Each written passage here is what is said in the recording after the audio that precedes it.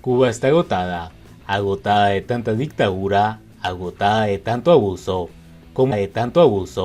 ¿Cómo están amigos? Bienvenidos a Noticias Importantes. Comenzamos. Cuba padece el peor gobierno en su más dramática encrucijada política. Cuba está agotada y, contrario a las tesis infantiles de sus dirigentes, no se trata de una fatiga temporal, sino de una constatación de que el comunismo no funciona por su carácter liberticida y la carencia de un plan oficial para detener y revertir la crisis estructural que ha dejado en cueros al títere castrista Díaz-Canel y al general de división Luis Alberto Rodríguez López Calleja en sus afanes putinescos de construir un capitalismo de Estado. Las desproporcionadas condenas a los cubanos injustamente detenidos por la rebelión popular del 11 de julio, el destierro forzado de opositores y el drenaje migratorio como alivio a la tensión interna conforman un país dividido en dos bandos y de ancianos dependientes y abandonados a su suerte con magras pensiones y limosnas de vulnerables.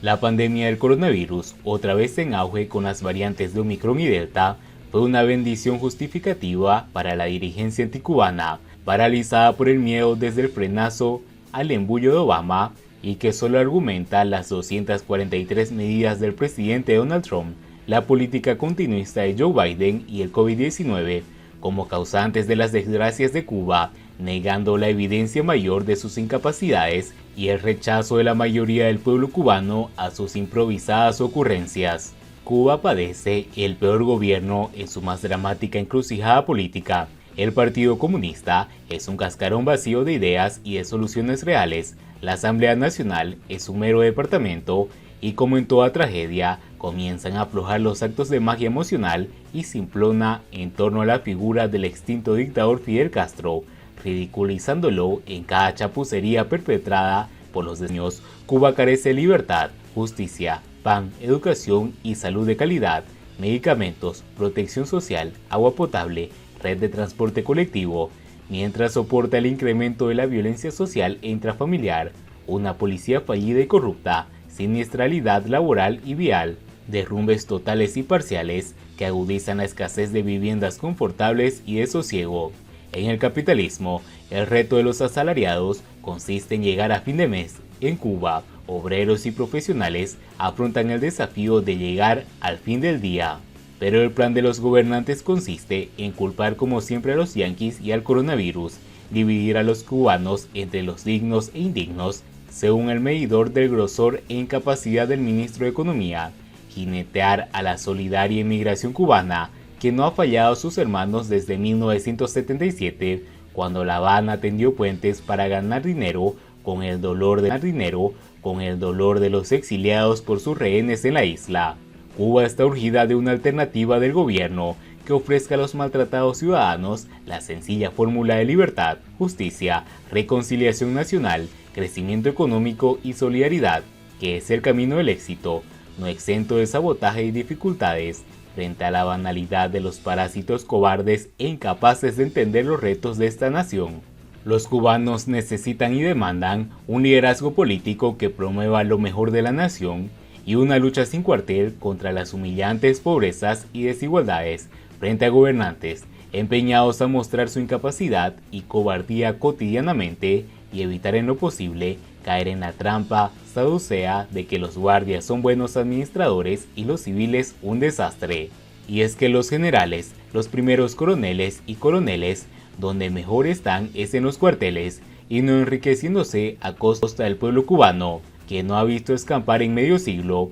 cuando la independencia y la soberanía nacional fueron menoscabadas por los mantenedores soviéticos y chavistas. Cuba está obligada a derrotar la cultura de la pobreza impuesta por la casta verde oliva y enguayaberada para intentar ser un país normal, donde vivir sea grato y renunciando a cualquier tentación totalitaria de pretender ser el faro y guía de la nada, pese a que las tinieblas ensombrecen la isla, triste y empobrecida por el comunismo de compadres. Siguiendo con las noticias, ¿desde cuándo la solidaridad es solo una crónica muy anunciada? Resulta que el poder cubano se empeña en poner en el centro de sus antisonantes discursos a la solidaridad que ofrece por el mundo. Esto no es una crónica y nada tiene que ver con García Márquez, Por todos lados es conocido las muchas genuflexiones que le dedicara Fidel Castro al colombiano, y también las hiciera Márquez a Fidel Castro, lo que de algún modo significaba dar la espalda, la patada a los cubanos. Si algo interesa ahora es la muy cacareada solidaridad cubana, sobre todo en la atención de los enfermos.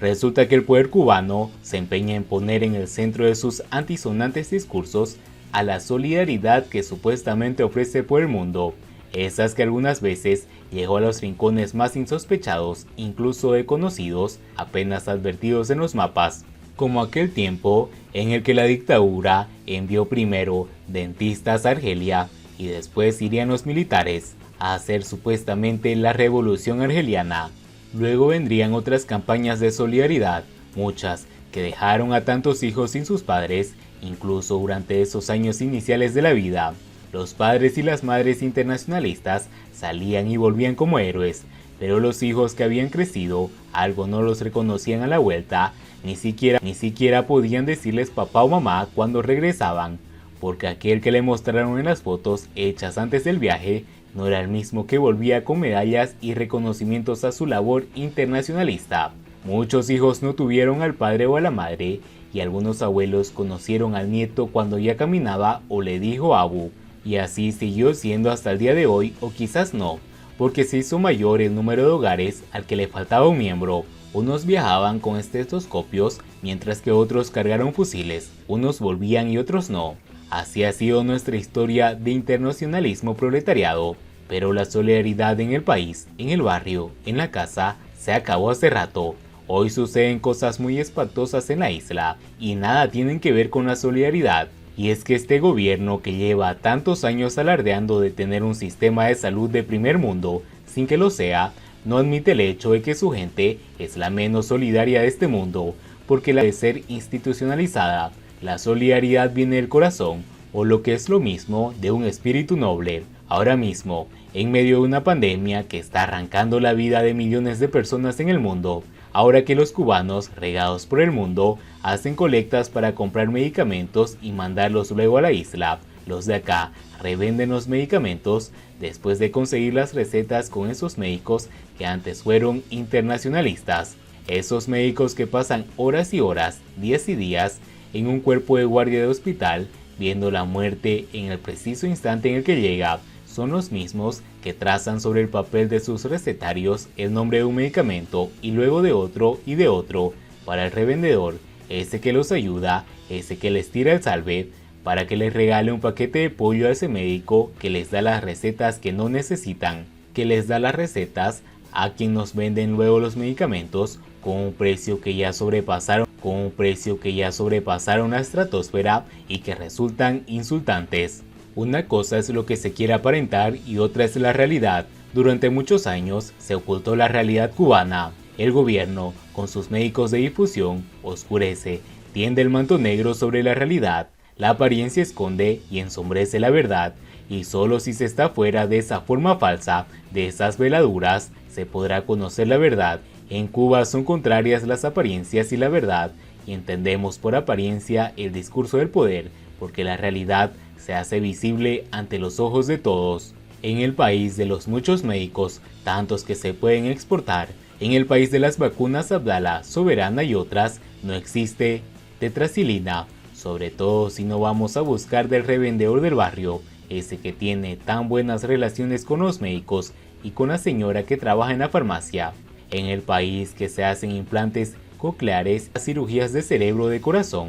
sobre todo en la televisión y en la prensa dependiente, no hay manera de comprar la sertralina si no está dispuesto a pagar 500 pesos. Buscar en redes sociales te podría provocar un infarto, pero si eres fuerte y sano, encontrarás hasta el más raro, el más exquisito de entre todos los medicamentos: la furosemida, el fumarato ferroso, la ranitidina, amoxicilina, entre otros. Lo que quieras, búscalo en el mercado negro y ten la certeza de que es en esa revolución que son las redes donde únicamente los puedes conseguir, porque el sistema de salud de Fidel Castro todo está en falta, incluso la paz después de la muerte y de los enterramientos dignos. Y bien amigos, así vamos terminando las noticias importantes del día de hoy. Por favor, nos ayudarían mucho compartiendo las noticias y así poder informar a muchas más personas de la verdadera realidad en Cuba. Mi vida, mis hermanos, nos vemos en el siguiente informe.